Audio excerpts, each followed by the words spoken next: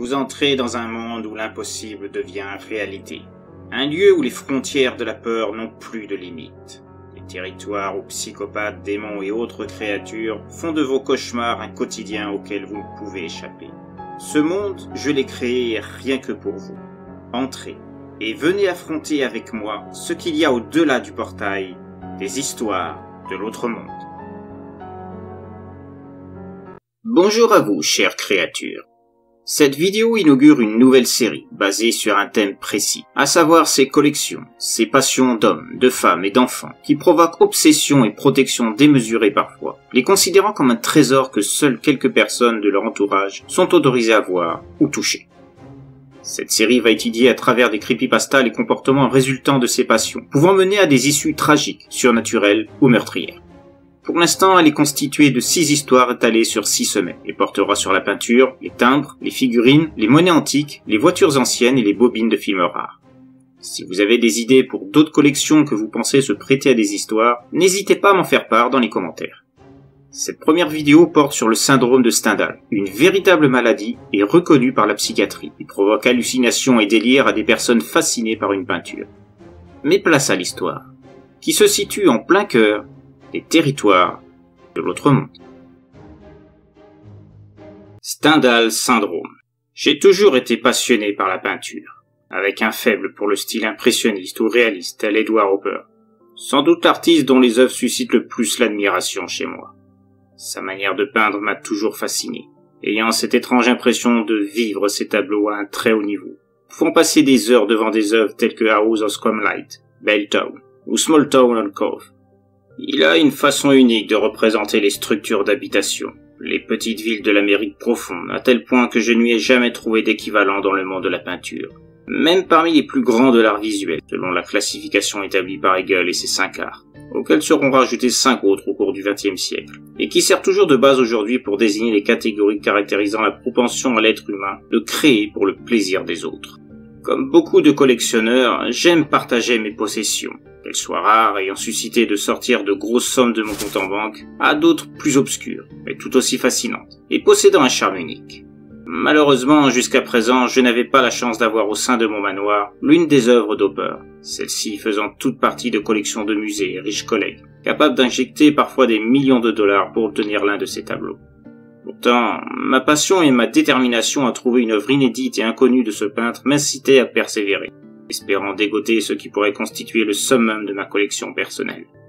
Et finalement, après des années de recherche à payer des dénicheurs aux 4 coins du globe, dans l'espoir de trouver la perle rare qui assouvirait ma fierté et m'occasionnerait un moment de gloire en annonçant au monde ma découverte d'un inédit d'Edward Hopper, ma persévérance fut récompensée. Mais cela s'accompagnait d'un mal insidieux qui allait parcourir mon être, et me faire devenir l'esclave de mon acquisition, la considérant non plus comme une simple toile, mais comme quelque chose de bien vivant. Et aujourd'hui encore, j'ai toujours un doute sur le pouvoir qui émanait de cette toile qui faisait ma fierté, et qui a déclenché toute cette folie en moi. Peut-être connaissez-vous cette maladie qu'on appelle le syndrome de Stendhal. Un mal qui doit son nom à l'écrivain du même nom, auteur du célèbre Le Rouge et le Noir, et qui est reconnu dans le domaine psychiatrique, ayant parfois poussé certains à ne plus discerner les sensations ressenties par la peinture fautive de leurs troubles à la réalité. Connu aussi sous le nom de syndrome de Florence, il est né d'une expérience de l'écrivain lors de sa visite de la basilique Santa Croce, dans la ville de Florence, ayant tellement perturbé Stendhal au point qu'il parvenait tout juste à marcher une fois défait de l'emprise de l'œuvre, ayant suscité ce déclenchement artistique sans égal, faisant battre son cœur jusqu'à presque le rompre, et d'autres conséquences médicales, qu'il a relatées dans son récit autobiographique, Rome, Naples et Florence, en 1817. D'autres cas furent constatés par la suite, et ce n'est qu'en 1989 que cette maladie fut reconnue officiellement, suite aux constatations faites par la psychiatre Graziella Magherini, chef du service de psychiatrie de l'hôpital Santa Maria Nuova, situé dans le centre historique de Florence. Après que plusieurs touristes montrèrent les mêmes signes proches de la démence, après avoir été en contact avec des œuvres spécifiques de peintres, exposées dans divers lieux artistiques de la ville italienne. La personne infectée ressent une telle admiration pour la peinture en cause qu'elle provoque en elle hallucination, vertige, suffocation, délire et une perte de son sentiment d'identité. Entendez par là qu'on ne ressent plus son existence en tant qu'être humain, mais comme étant une partie du tableau à l'origine du déclenchement du mal. Pour la personne touchée, s'éloigner de ce qu'elle ressent comme un morceau de soi, c'est comme si on tentait de lui arracher son cœur, son essence de vie, et que plus rien ne trouve grâce autour d'elle sans être proche de l'œuvre à qui elle se sent esclave, en tout point. Une possession artistique dont un touriste a fait les frais en 2018, devant le tableau de Botticelli, La naissance de Vénus, et qui lui a valu une crise cardiaque ayant bien failli lui coûter la vie. Comme beaucoup, je pensais que ces faits étaient exagérés, et je voyais mal comment une simple toile pouvait déclencher quelque chose d'aussi puissant chez un être humain. Mais c'était avant que j'acquière House of Rainbow Street, un tableau totalement inconnu de tous les plus grands spécialistes de l'œuvre d'Edward Hopper, et que je pus obtenir grâce à la ténacité d'un de mes fouineurs, le nom que je donnais à ceux chargés de chercher ces perles dans le monde. Je ne perçus pas immédiatement la psychose qui s'installait en moi, même si je reconnais avoir ressenti immédiatement une attirance inhabituelle pour ce tableau, qui auparavant appartenait à une personne lambda, vivant dans un quartier plutôt chic de Sao Paulo, au Brésil. Le tableau était enveloppé dans une sorte de suaire opaque, constituant un héritage de ses grands-parents.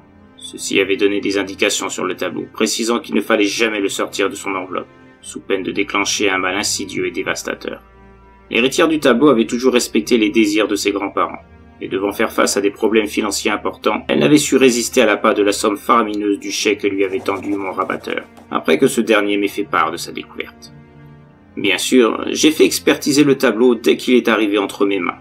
La personne chargée de cette opération fut formelle.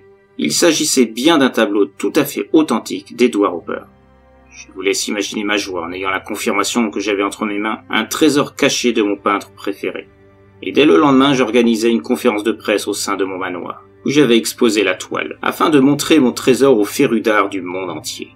Bien évidemment, je ne tenais pas compte des recommandations de la femme qui avait accepté de se défaire du tableau en échange de mon chèque, sur le fait que le tableau devait rester caché, sous le suaire lui servant de protection. En peu de temps, je fus sous le feu des projecteurs, devenant une star aux yeux des plus grands critiques d'art de la planète. Je refusais les propositions d'achat d'une multitude de musées, voulant s'approprier mon bien. Et les entrées payantes des visiteurs, qu'ils soient de simples passionnés d'art, des journalistes ou bien des critiques renommés, firent de moi un quasi-millionnaire en très peu de temps, en plus d'une aura sans équivalent. Mais au bout de quelques jours, je comprenais mieux le pourquoi de la mise en garde de son ancien propriétaire concernant House of Rainbow Street. Une représentation d'une maison à l'allure assez inquiétante, je devais bien l'avouer, aux couleurs sombres et dénuées de toute forme de lumière, ce qui était assez inhabituel pour une œuvre d'Hopper. Est-ce cette particularité qui a déclenché le phénomène, ou bien est-ce que ce tableau possédait en son sein une sorte de malédiction, un esprit, un démon, ou que sais-je d'autre? Ce que je suis sûr, c'est que très vite mon intérêt envers la toile devint inquiétant. Je ne parvenais pas à m'endormir sans avoir passé des temps de plus en plus longs à admirer le tableau, me plongeant dans les traits du pinceau d'Hopper, fondant dans les couleurs. J'avais l'impression de me sentir aspiré par cette fameuse maison, de pénétrer à l'intérieur, et d'y voir ce qui ne pouvait être aperçu de l'extérieur, en dehors du tableau.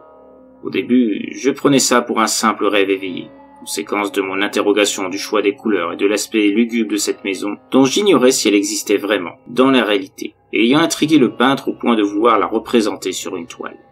Je faisais ma petite enquête, et j'appris ainsi qu'il n'existait aucune Rainbow Street dans les endroits où s'était rendu le peintre de son vivant. Et même l'aspect de la maison ne correspondait à aucune adresse où l'artiste avait séjourné, même temporairement. Cette maison semblait n'être née que de l'imagination d'Hopper, et pourtant elle me semblait tellement réelle, tellement hypnotisante. Mais cette simple fascination prenait très vite une tournure plus inquiétante, mettant en péril ma santé mentale.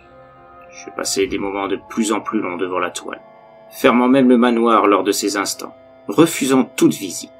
Je me voyais parcourir l'étage de la maison, découvrir d'autres pièces, des meubles. J'avais la sensation du bois des tables, du tissu des draps des lits, ou du goût d'une pomme laissée dans une coupe de fruits. Je sentais l'air du vent s'engouffrant par une fenêtre, entendais des rires d'enfants dont je percevais les silhouettes par instants. Le pire arrivait quand je fis la connaissance d'Eleonora, la femme qui habitait la maison. Quelque chose en moi me disait bien que j'étais le sujet d'hallucinations, de délires insensés, que tout ça ne pouvait pas être la réalité, que ce n'était que le fruit de mon imagination. Mais d'un autre côté, je ne voulais pas entendre ces rappels à l'ordre pour me faire revenir à la réalité.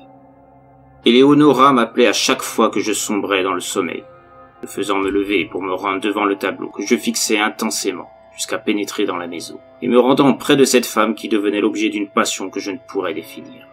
Pour moi, il était inconcevable qu'elle n'existe pas. J'étais persuadé qu'elle était dans la réalité, que ce tableau était le vrai monde, et que pendant toutes ces années j'étais enfermé dans un autre avec lequel je n'avais aucun lien. Un faux monde sans saveur qui ne m'avait jamais apporté ce que j'aspirais par-dessus tout. Cet amour que me proposait de découvrir Eleonora. J'interrompis définitivement tout visiteur auprès du tableau, voulant le garder pour moi seul, lui et Eleonora, ainsi que sa maison qui me faisait sombrer dans la folie, sans que je m'en rende compte. Je vous entends me dire, mais en ce cas, comment est-ce que je peux relater cette histoire si j'étais tombé à ce point dans cette obsession?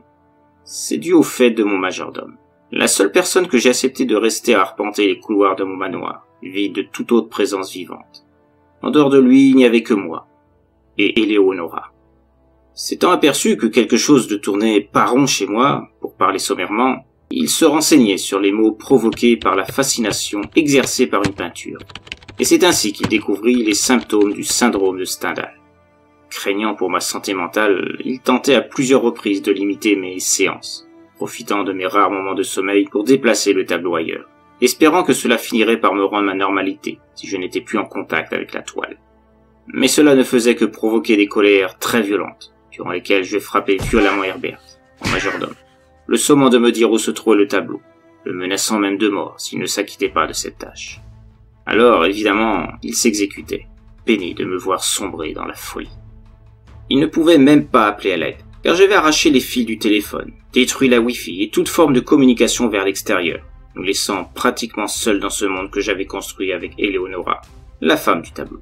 Au final, Herbert, ne supportant plus cette situation, n'acceptant plus ma déchéance, brûla le tableau lors d'une nuit.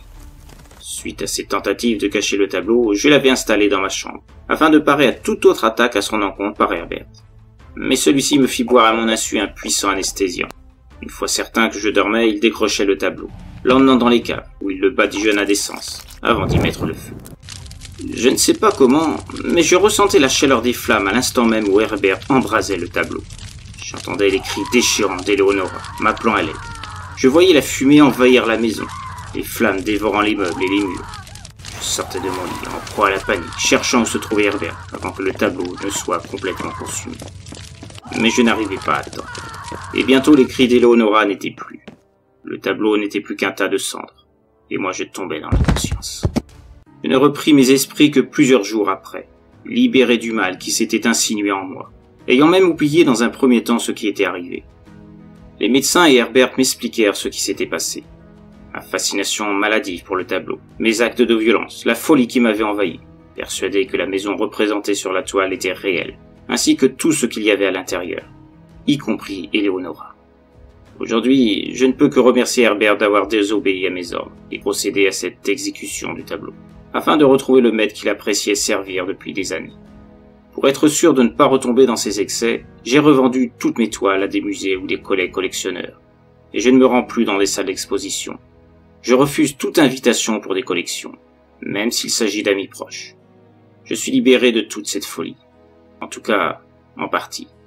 Je n'ai pas dit à Herbert et aux médecins, mais je continue de voir en rêve Eleonora. Elle m'appelle. Elle désire que je la rejoigne dans l'autre monde. Celui qu'elle désigne comme le vrai monde. Celui où nous sommes destinés à vivre ensemble. Et je ne sais pas combien de temps je résisterai à l'envie de la rejoindre. Comme le héros de cette histoire, les personnes atteintes du syndrome de Stendhal ou syndrome de Florence ne sortent jamais complètement indemnes de leur mal, malgré des thérapies s'étendant sur de longues années. Et même après ça, rien ne dit qu'elles ne tomberont pas dans une rechute envers une autre peinture. On connaît mal ce qui provoque de tels troubles à cause de la vision d'un tableau. Certains pensent que c'est à cause des pigments de peinture utilisés par les peintres, ou la texture de la toile utilisée. Mais en ce cas, comment expliquer que ce phénomène ne s'applique qu'à certaines personnes et pas aux autres? Pourquoi des hommes ou des femmes sont tellement subjugués par la vision d'une peinture au point de penser en faire partie, selon des témoignages recueillis par des psychiatres de grande renommée, sur des patients ayant relaté leur expérience à travers des séances d'hypnose régressive, ceci afin de comprendre l'élément déclencheur.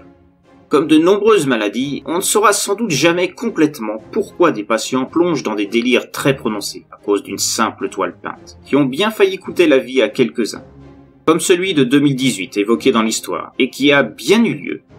Mais il est temps de vous laisser, et de vous dire à très bientôt pour une nouvelle histoire de l'autre monde.